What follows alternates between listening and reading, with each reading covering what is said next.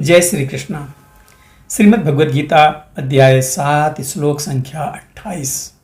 एसाम त्वन्तगतं पापं जनानां पुण्य कर्मणां ते द्वंद्व मोह निर्मुक्ता भजन्ते माम दृढ़व्रता। और भगवान क्या कहते हैं कि जिन मनुष्यों ने पूर्व जन्मों में तथा इस जन्म में पुण्य कर्म किए हैं और जिनके पाप कर्मों का पूर्णतया उच्छेदन हो चुका होता है, वे मोह के द्वंद्वों से मुक्त हो जाते हैं और वे संकल्प पूर्वक मेरी सेवा में तत्पर होते हैं। ऐसा इस अध्याय में उन लोगों का उल्लेख है जो दिव्य पद को प्राप्त करने के अधिकारी हैं।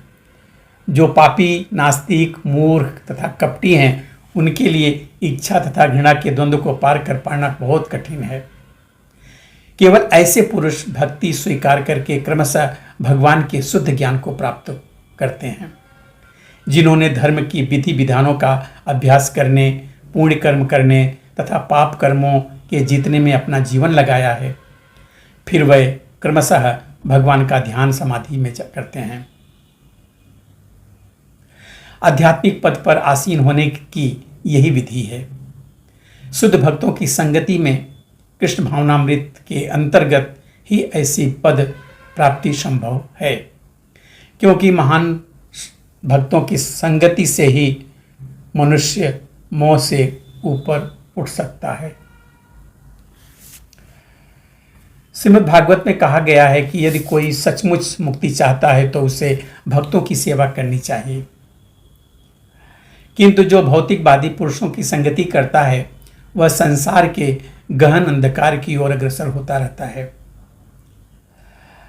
भगवान के सारे भक्त विश्व भर का भ्रमण इसलिए करते हैं जिससे वह बद्ध जीवों को मोह से उबार सकें।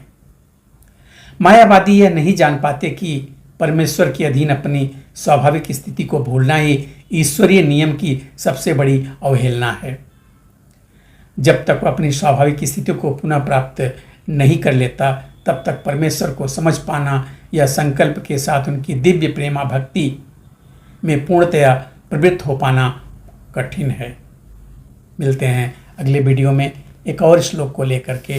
तब तक के लिए जय श्री कृष्ण।